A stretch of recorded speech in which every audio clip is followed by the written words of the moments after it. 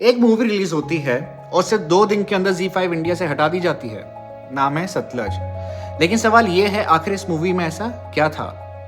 क्या ये सिर्फ एक ह्यूमन राइट्स एक्टिविस्ट की कहानी है या हिस्ट्री का वो हिस्सा जिसके बारे में बहुत कम बात होती है? सबसे पहले समझते हैं पंजाब का मिलिटेंसी पीरियड। 1980s और 1990s में पंजाब ने अपना सबसे वायलेंट फेज देखा। एक तरफ खालिस्तानी मिलिटेंट ग्रुप्स थे जो अलग देश खालिस्तान की डिमांड कर रहे थे और बॉम्ब ब्लास्ट, असैसिनेशंस और टेरर अटैक्स में शामिल थे। दूसरी तरफ पंजाब पुलिस और सिक्योरिटी फोर्सेस ने इन मिलिटेंट्स के खिलाफ अग्रेसिव ऑपरेशन चलाए। सरकार का कहना था कि ये टेररिज्म खत्म करने के लिए जरूरी था, जबकि ह्यूमन राइट्स ग्रुप ने फेक एनकाउंटर्स, एनफोर्स डिसअपीयरेंसेस और इलीगल किलिंग्स के आरोप लगाए। लेकिन इस कहानी का एक और पहलू भी है। 1984 में इंदिरा गांधी की हत्या के बाद हजारों सिखों को देश के अलग अलग हिस्सों से, खासकर दिल्ली में, निशाना बनाया गया, घर जलाए गए, लोगों को मारा गया और कई परिवार हमेशा के लिए टूट गए।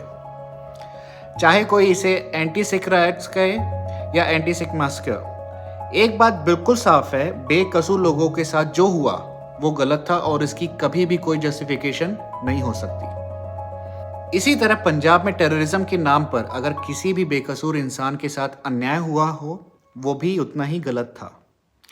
इसी बैकग्राउंड में आता है जसवंत सिंह खालरा।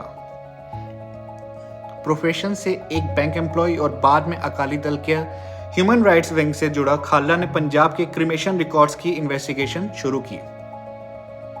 उसका दावा था कि हजारों लोगों को एनकाउंटर के नाम पर मारकर अनआइडेंटिफाइड बॉडीज के रूप में सीक्रेटली क्रिमेट किया गया। उसकी इन्वेस्टिगेशन ने देश ही नहीं पूरी दुनिया का ध्यान इस इश्यू की तरफ खींच लिया। लेकिन कंट्रोवर्सी यहीं खत्म नहीं होती। जसवंत सिंह खालरा को आज ज्यादातर लोग सिर्फ एक ह्यूमन राइट एक्टिविस्ट के रूप में जानते हैं, लेकिन उसकी जिंदगी का एक और पहलू भी है जिसके बारे में मेन स्ट्रीम मीडिया बहुत कम बात करती है।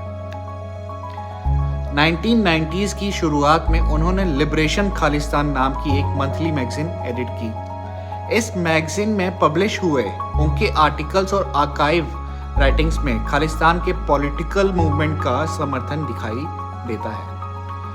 1992 पंजाब असेंबली इलेक्शंस के दौरान भी उन्होंने इलेक्शन प्रोसेस का विरोध किया और लिखा कि इलेक्टोरल पॉलिटिक्स से खालिस्तान का लक्ष्य हासिल नहीं होगा। इसी वजह से बहुत से लोग उन्हें खालिस्तान के आइडियोलॉजिकल सपोर्टर मानते हैं। एक साइड के लिए वो एक ह्यूमन राइट एक्टिविस्ट है जिन्होंने एलिज पुलिस एट्रोसिटीज को एक्सपोज किया।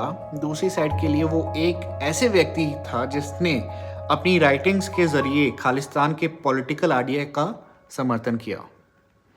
और शायद इसी सेंसिटिविटी की वजह से सतलज पहले सालों तक सेंसर इश्यूज में फंसी रही, फिर रिलीज हुई और सिर्फ 2 दिन बाद ZEE5 इंडिया से हटा दी गई। इसे लेकर अलग अलग रिपोर्ट्स और थ्योरी सामने आई हैं, लेकिन प्लेटफॉर्म ने अब तक रिमूवल की डिटेल्ड ऑफिशियल रीजन पब्लिक नहीं की। तो सच क्या है? क्या सतलज सिर्फ एक ह्यूमन राइट्स एक्टिविस्ट की कहानी ही दिखाती है या फिर उस इंसान की जिंदगी का सिर्फ वो हिस्सा दिखाती है जो उसके पॉलिटिकल विचारों से अलग है?